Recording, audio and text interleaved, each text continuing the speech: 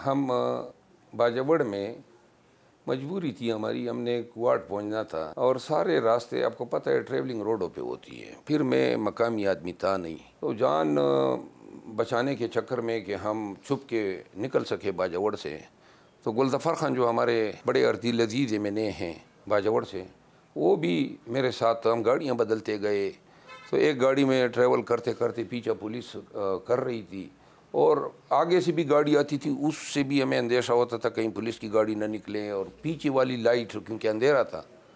तो ये चेज़ होते होते हम अफ़गानिस्तान और पाकिस्तान की बॉर्डर पे पहुंचे। 20 मिनट का पैदल रास्ता था तो हम अफ़गानिस्तान में होते, और ये वो इलाका था जो बिल्कुल सारा तालिबान के कंट्रोल में था। हमें ये भी अंदेशा था कि कहीं इनसे भी मुठभेड़ ना हो जाए। तो यूँ कहीं से एक चादर मिल गई और हुलिये भी छुपाना था, तो नज़र इन शक्ल तब्दील करने के लिए चश्मे भी लगा दिए, टोपी भी कहीं से पहन ली, तो किसी ने वो ऐसे सख्त हालात में यह तस्वीर खींच ली।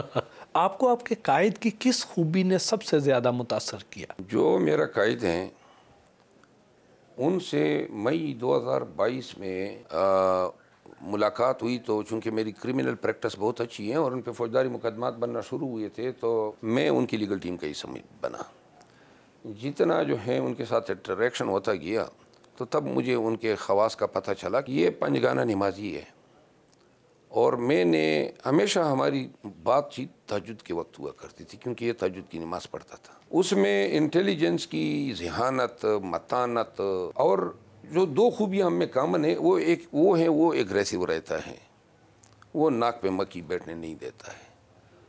और दूसरी जो खूबी हैं वो ये हैं कि खान साहब जो हैं वो, उसको बंदों की परख बहुत ज़्यादा है। अब पहले नहीं थी। एक दफ़ा अदालत में मैंने उनसे पूछा, मैंने कहा, अदालत में उस वक़्त वो गिरफ़्तार नहीं हुए थे, तो मैंने कहा जनाब कुछ तकलीफ़, हम 8-8 घंटे अदालत में होते थे, तो मैंने कहा कुछ सीखा, कुछ आपको कुछ चेंज आई? उसने कहा जो 70 साल में जो गुजरी है ना, और इस 1 साल ने हमारी आंखें खोल दी है, ज़िंदगी का ये रुख तसव्वुर भी नहीं किया था। लेकिन अब जो मैं बात आपके ज़रिए पूरे पाकिस्तान को बताना चाहता हूँ, जेल में जाने वाला खान और बाहर निकलने वाला खान, ये दो मुख्तलिफ लोग होंगे। आप यकीन करें, लास्ट टाइम मैंने ये बात कही थी, खान साहब से मैंने पूछा कि किस तरह गुजर हो रही है जेल में, अडियाला में। उन्होंने कहा कि मेरा नाम लेके कहा कि जी नमाज तो ये पढ़ता है, और तिलावत और बातर्जमा अंग्रेज़ी की ट्रांसलेशन के साथ। उन्होंने कहा कि टाइम ये मिल गया कि अब जो है अल्लाह ताला से जो कुर्बत हैं वो मेरी मज़ीद बढ़ी है। इनका ये मज़हबी रुख बहुत कम लोग जानते हैं। तो ख़ान जो हैं अब वो टोटली डिफरेंट है। इंतहाई उसकी सोच में इन तलखियों ने ऐसी हकीकत भर दी है कि ये जब भी बाहर आएगा, PTI के लिए भी एक डिफरेंट लीडर हैं और पाकिस्तान के लिए भी एक मुख्तलिफ लीडर हैं। क्या ये सच है कि खान साहब जेल में बड़ी लग्जरी किस्म की लाइफ गुजार रहे हैं? जेल मैनुअल जिन्होंने पढ़ा है, वहाँ एक रूल है, कोई भी अवलाती या कैदी अपने खर्चे पे गोश्त भी खरीद सकता है, दूध भी खरीद सकता है, फ्रूट भी खरीद सकता है। ये हर पाकिस्तानी कर सकता है।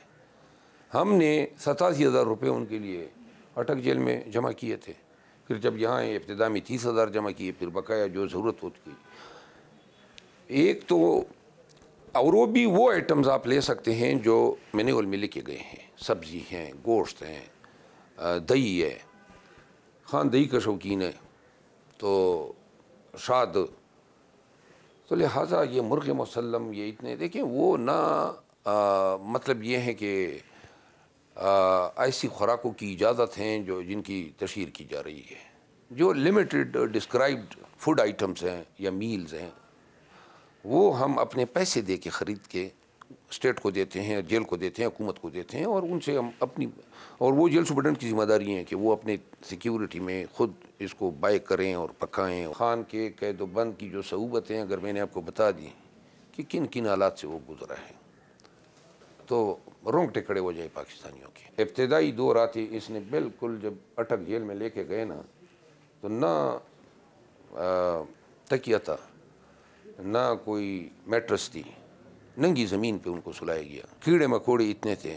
खुद अगले दिन में मिला तो वो उसने कहा कि सारी रात कीड़े मकोड़े मच्छर, बल्ब जो था वो कसदन जो है 1 हफ्ता तक उस सेल में जलाए रखा गया ताकि वो, क्योंकि आदमी जो है सोते वक्त बल्ब ऑफ करना चाहता है। बाथरूम की हालत गई गुजरी थी। तो खान ने ना उनको शेव, यानी इब्तिदा में जो दाढ़ी के वो की बात हुई थी ना, वो कोई शीशा ही नहीं था जिससे वो शेव करता। ये इंतहाई गैर इंसानी रवैया था। 1 हफ्ते तक उन्होंने बर्दाश्त किया। वो जो जॉगिंग मशीन है कहते हैं वो भी बड़ी महंगी है और वो सरकार ने उनको लेके दी है, और फिर रहने के लिए अब 8 कमरे सराउंडिंग के खाली करवा दिए गए हैं। वो मैंने केस किया था। सरकार जो है, अब क्या कहूँ मैं आपको, ये जो मशीनें हैं ट्रेडमिल, इसके लिए हमने रिट की थी। इसमें एक ये भी हमने प्रेयर मांगी थी। तो कोर्ट के हुक्म पे ये ट्रेडमिल जो है वो बनीगाला से मैंने गाड़ी भेजी बनीगाला को, और वो मंगवाई, और फिर वो बाद में उनको डिलीवर हुई। खान की अपनी ये थी जो बनीगाला में पड़ी हुई थी। मुखालफिन पहले तो कहा करते थे कि खान साहब ड्रग्स लेते हैं और ये जेल में एक रात भी नहीं गुजार सकेंगे, और अब उनका कहना ये है कि जेल का अमला जो है वो खान साहब को खुफिया तौर पे अंदर ड्रग्स सप्लाई कर देता है, इसलिए वो वहाँ पे सरवाइव कर रहे हैं। आप क्या कहते हैं? जेल तो सारा उन्हीं की तहवील में है। किसी की मजाल है कि वहाँ पे चिड़िया पर मार सकें। मैं आपको बता दूँ, आपकी बात ये दुरुस्त है कि बड़ी तवक्कुआत थी कि जी ये ड्रग एडिक्शन की वजह से जो है ये घुटने टेक। जब 1 हफ्ता गुजर गया तो इनको शक पड़ गया कि कहीं जेल वाले कुछ ना प्रोवाइड कर रहे हो। तो जेल वालों पे नज़र हुई, अमले तब्दील हो गए। दूसरी फिर किसी ने मशवरा दिया कि जी इनके आप यूरिन और ब्लड के टेस्ट लें। अगर इसने 1 हफ्ते में, 10 दिन में, महीने में, 2 महीने, 3 महीने में कोई ड्रग ली है तो रिफ्लेक्ट हो जाएगा। तो इसका नाम तब्दील करके, खान साहब का नाम तब्दील करके किसी और फर्जी नाम से इनका यूरिन और इनके ब्लड सैंपल लिए गए। जब रिज़ल्ट आया तो 9 महीने जो है कोकेन रिफ्लेक्ट करती हैं ब्लड में। अगर 9 महीने कबल भी ली होती ना तो रिफ्लेक्ट हो जाती। वो पता चला कि ना यूरिन में है ना ब्लड में है, ये कोई ड्रग यूज़ ही नहीं करता है। तब जो है सबसे बड़ी मायूसी ये हुई है। इस वक्त बाकी सियासतदानों की निस्बत वकला कम्युनिटी खान साहब के ज़्यादा करीब है, तो क्या इन इलेक्शंस में आम सियासतदानों की बजाय वकला को ज़्यादा टिकट्स देने का इम्कान है? खान की ख्वाहिश ये नज़र आ रही है हमें पंजाब की हद तक। खान साहब ये समझते हैं कि शायद वकला जो हैं वो डट जाएंगे, और अगर हमारे उम्मीदवारों को उठाया जाने लगा तो वकला जो हैं, चूँकि उनके पीछे बार एसोसिएशन है, बार कौंसल्स हैं, फिर अदालतें भी वकला का ख़ास ख्याल करती है, वो ही उनकी ये समझ है।